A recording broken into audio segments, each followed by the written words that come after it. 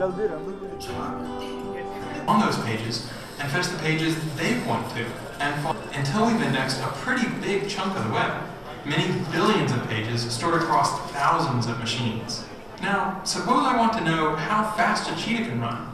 I type in my search, say cheetah running speed, and hit return. Our software searches our index to find every page.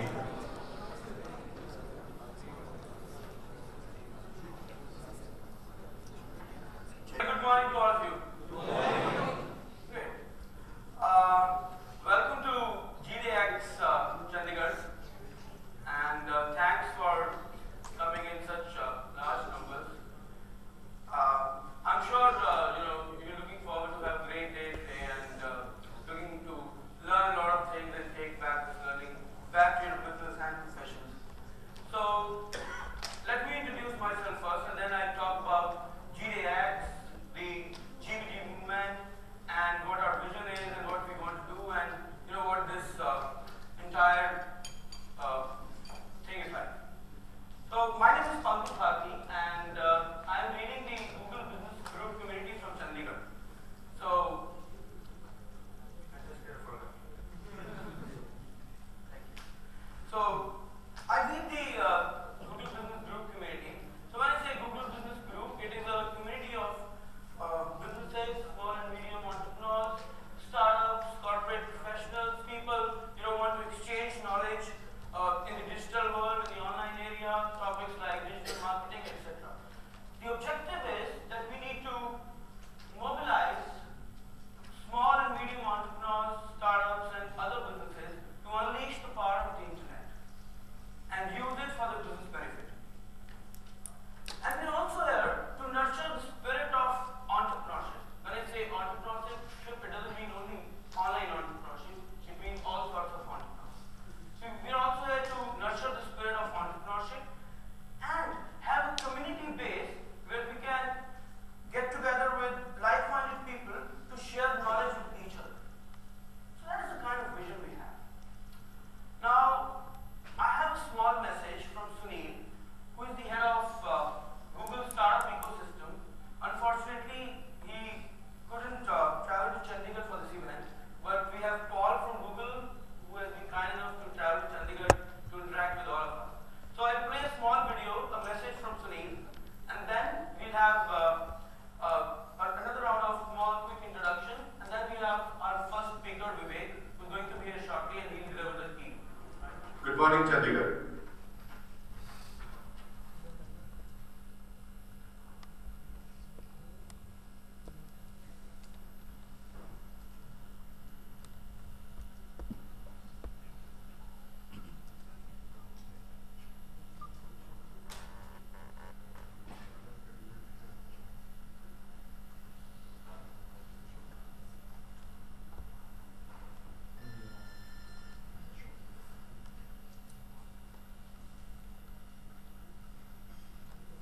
My name is Sunil Rao, and I lead the Developer Relations and Startup Ecosystem at Google in India, based out of Bangalore.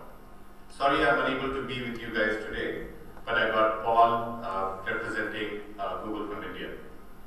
Google is really committed to the startup ecosystem as well as the startup community as a whole, and we have been seeing great amount of good startups coming across the country.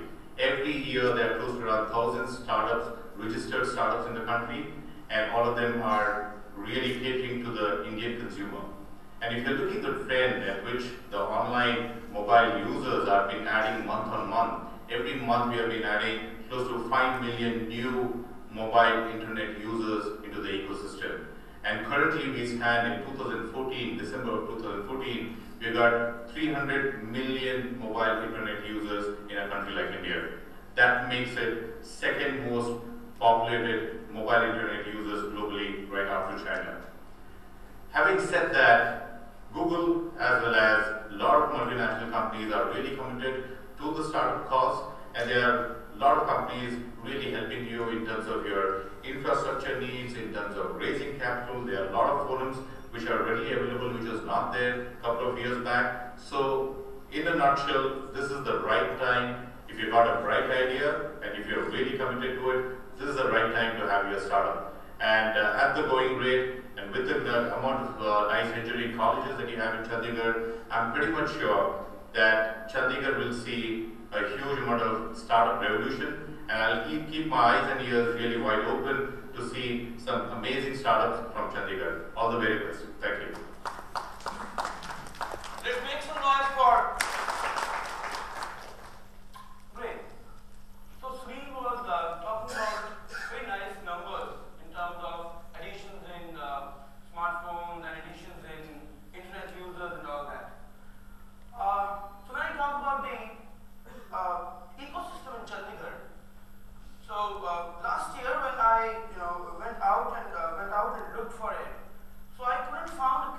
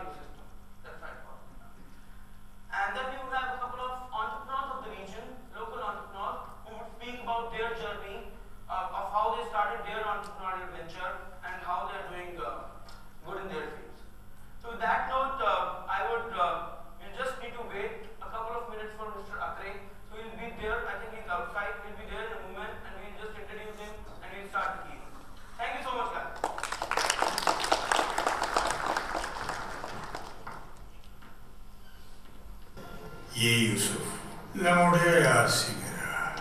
Lahore में हमारे घर के सामने एक बड़ा बाग था। उस बाग का गेट बाबा आजम के द्वारा। रोज शाम को हमने वहां पतंगे उड़ानी और उसके बाद जाके यूसुफ की दुकान से झजरिया चुरा के खानी। झजरिया? मेरा साहब नमस्ते। नमस्ते। मेरी पोती मुंबई वाली।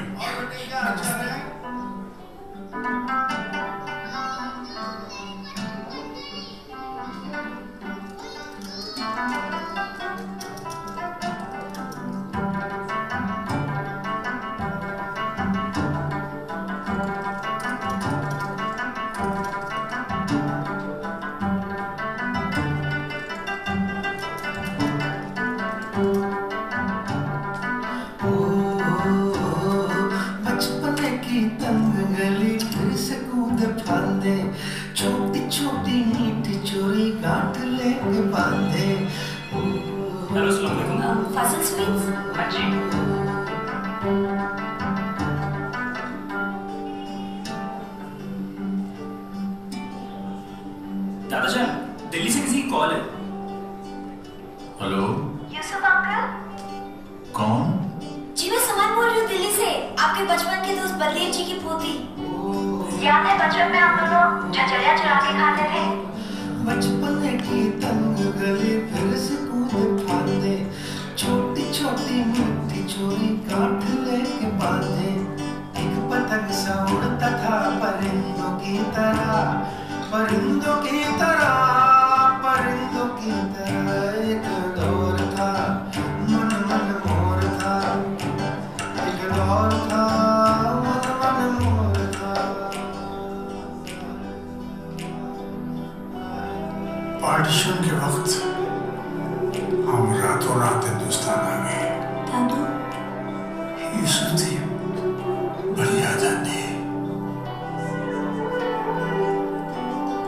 कागजों की कश्तियों में डूब रहता था, झांकती खिड़कियों में उलझ रहता था। वो भी क्या दौर था, मन पे न जोर था। एक दौर था मन मन मोर था, एक दौर था मन मन मोर था। भैया थोड़ा जल्दी।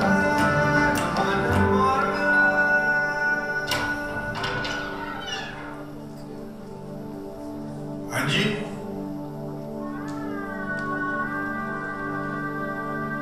कौन?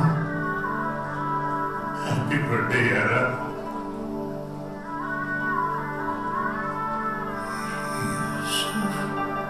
यूसुफ ओए, यूसुफ मेरे बल्लू। यूसुफ यार।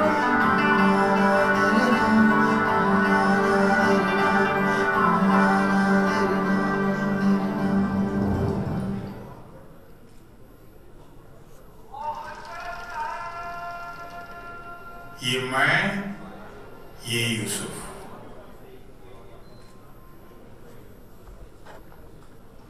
Hello everyone, we have Mr. Vivek Atray amongst us. Most of us know Vivek as an IAS officer, and he has many feathers in his cap. He's an author, a prolific speaker, an able administrator, and the entire credit for bringing in high quality IT companies to Chandigarh IT Park, the entire credit goes to Vivek. So let's have a big round of applause for Mr. Atray, and let's hear him say a few words about digital India and startups and entrepreneurs. Please.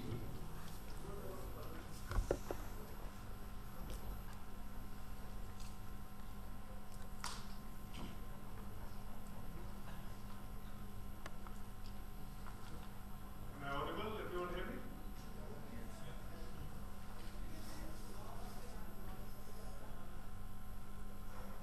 One of the things about speaking on stage that many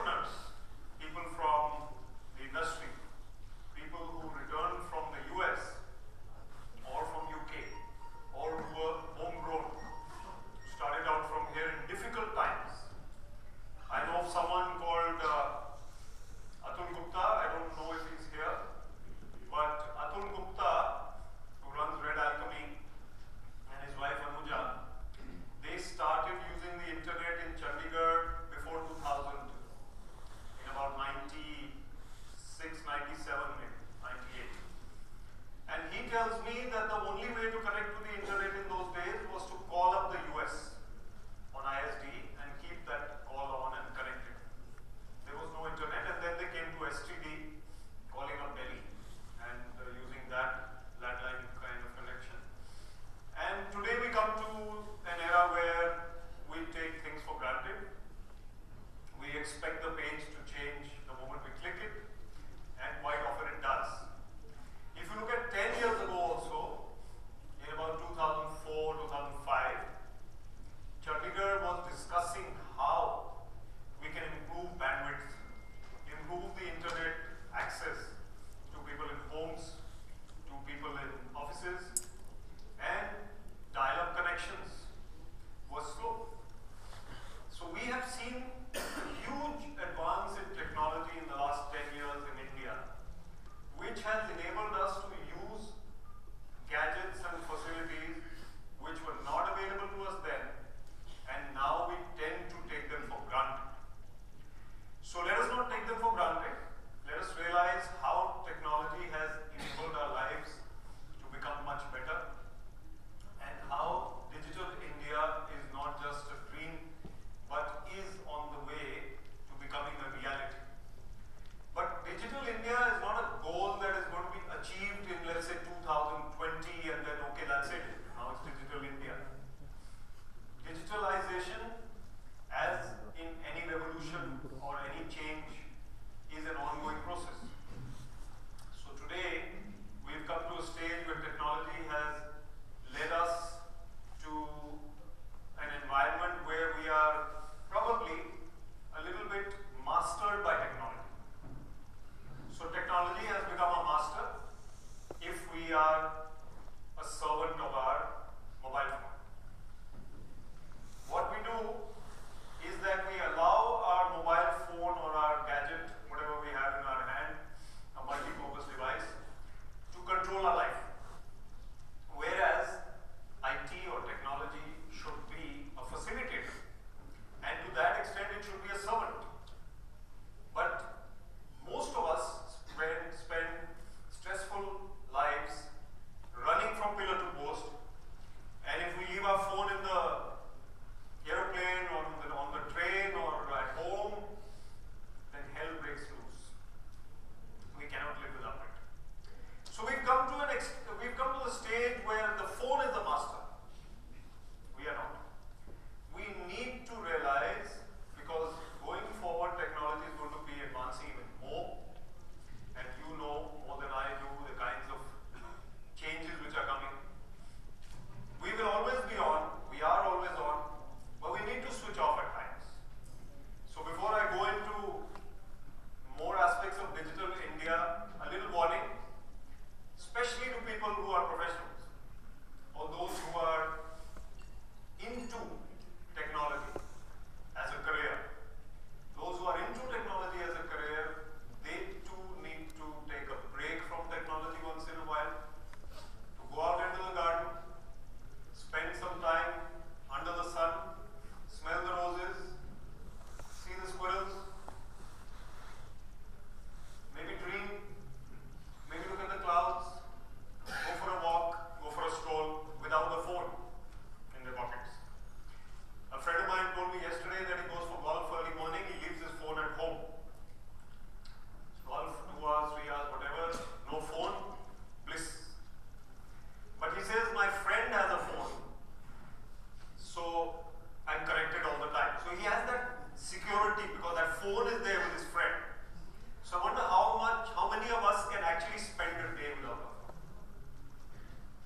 One day without a phone, very few of us. Some of us who are crazy enough to write, we love to switch off our phones and write, because if you're writing something very deep and suddenly the gas agency calls, it's not a very happy occurrence. Coming to digital India, the government of India has been talking a lot about digital India in the recent past. There are 3 aspects which I feel are important for digital India to succeed. And digital India succeeding means that the last man is also involved. The poorest of the poor, or the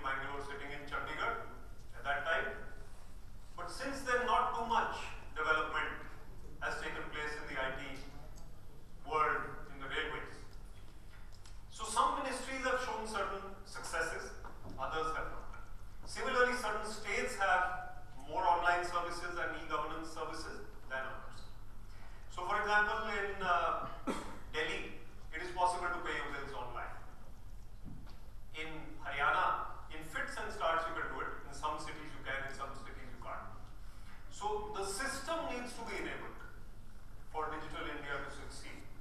How will that happen? The Government of India has been pushing it recently. We've seen a lot of moves, and there is training which is taking place, because capacity building is something which is vital to the context. Capacity building has to succeed. Humanware has to be enabled. In government, where I come from, there is still a tendency to go with the flow, to be status quoist, to not change things. So people with mindsets which are resistant to change are still in the system. And these people need to be somehow coaxed into getting involved with the technological processes. And there's something I wrote in DataQuest, some other magazine, called e-champions. So we need e-champions in every department, not very tech-savvy people, but people who will champion change. So these people in governance need to be 2IC type of people, not IAS officers. Because IAS officers keep getting shifted out, and typically IAS officers are ready to adapt change. But 2IC, 3IC, the third in command, the permanent guy in the department, who's not going to be shifted out, the joint director, deputy director, that is the chap who needs to be the champion. So enabling the system change, systemic changes, very, very vital. And the third major component that will drive Digital India is predictably infrastructure. Infrastructure. Without infrastructure, without broadband in every village, without the capacity to use technology, it will not be possible for Digital India to be a reality. There is something called the National Broadband Network, and there's an organization called BBNL, I guess. BBNL is a sister concern of BSNL, Bharat Broadband Networks Limited. So their mandate is to ensure that each village and each township of the country is connected with broadband. This work, I believe, is in progress. In some states it has made greater headway, in some states still making headway. Happily, what happens when a country like India latches onto something, they just latch on. So we find that mobile phones outnumber the number of people. And there was an advertisement on television a few years ago, which I don't know whether you remember. So the panwala was sitting on his seat, and there was a boy and girl who visited the panwala. I don't know why young people should have pan anyway, but they were there. And the panwala's phone rang, or so he thought. He looked at his phone and it wasn't his. And then the boy got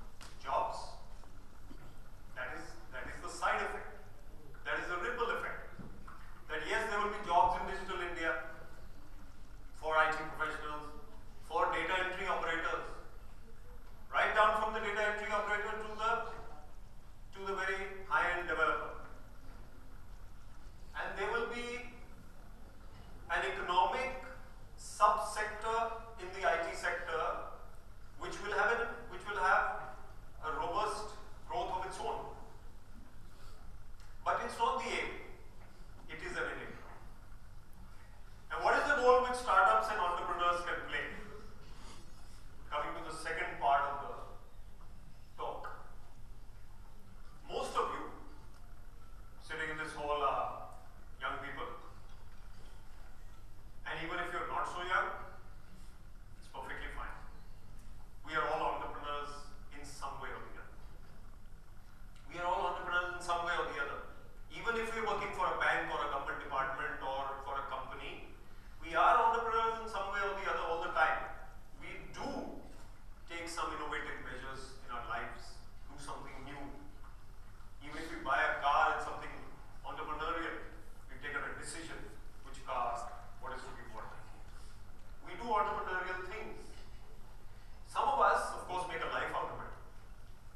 And those who make a life out of it, they stumble. And if they think they're not going to stumble, then they're mistaken. What do we learn from? You start out as an entrepreneur, you register a startup company, you learn from your mistakes. You have to make mistakes in order to learn and succeed. Anyone who thinks that he's going to have a smooth life for the rest of his life is mistaken. Paramahansa Yogananda, very famous saint, author of the autobiography of a yogi, said, a smooth life is not a successful life. A smooth life is not a successful life. You're not learning from it. And you're not growing. So anyone who's sitting all day watching the television, browsing the internet, munching what? Popcorn? Drinking zero-cal Coke or something, and then doing the same thing the next day, not even going for a walk or tennis or something else, no hard work. Is that a life? That's a smooth life.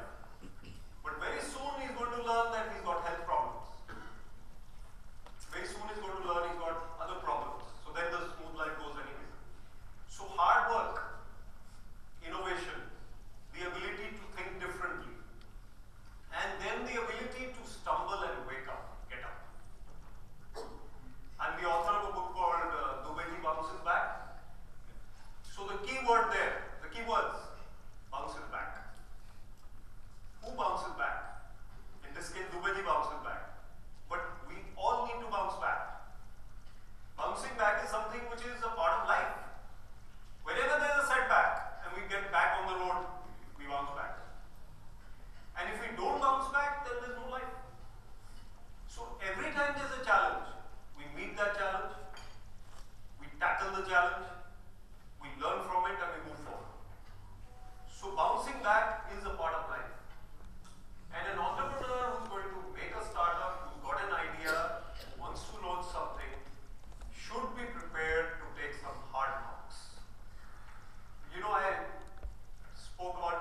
mentioned the word cricket in the beginning. I said I would love to talk about cricket. Now I'm going to bring some cricket in here. You know what an opening batsman does? I've been an opening batsman in a test match. The first 1 hour of the first morning of a test match, I know there's a test match on in Brisbane, India versus Australia. But the first morning of a test match, an opening batsman needs to let the bowler have his way. The fast bowlers, they are going to knock you here and there. Hopefully not like Phil Hughes, that was a very sad affair. But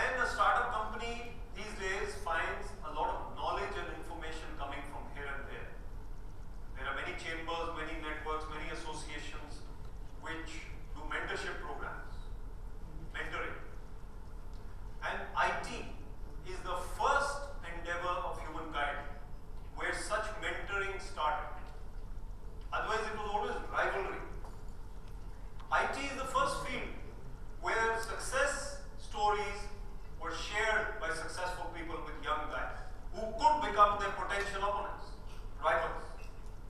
That is the beauty of IT.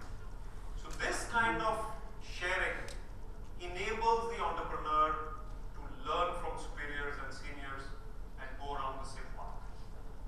Is that a signal for me? I'll take only 2 more. So the entrepreneur in digital India, if you combine the 2 aspects of the talk, has a lot to hope for. Because digital India provides that kind of opportunity. And this, as I said, is not a goal, it's a process. So maybe 15 years down the line, we're still on the journey. Because the journey is never ending. And there are opportunities along the way for entrepreneurs to come and to pitch in whatever way they can. And by attending events like this, by listening to others, by not being closed in our minds, we are able to learn, adapt, share, and meet other people. And of course, this word networking really fascinates me. Because technology, infrastructure, hardware, networking means something. Networks, networking. And this networking which we're doing in this hall is all the more important. So the tea break is very important. More important than the speech. Because you meet people, you share cards, you learn from others. You never know which card exchanged may lead to something. You're sitting on a train, the guy next to you seems interesting, successful CEO. Talk to him. Have the gumption to talk to him. Give him your card, take his card. If you're a young guy. If it's a lady, it's a little more difficult. But do it all the same. These are things which matter in life. That one opportunity, that one little meeting may lead to something. So I'd like to say in the end that I'm very happy to be here and having spoken on these 2 subjects before a very interested and very alert audience early in the morning. I'm glad that this GDay event is being held in Chandigarh. I think we need more such events. We need more people to speak about what they're doing or about their vision, and to learn from each other is something we need to keep doing in our lives. I would like to thank the organizers for inviting me, and I'd be happy to help in any way I can. Thank you very much.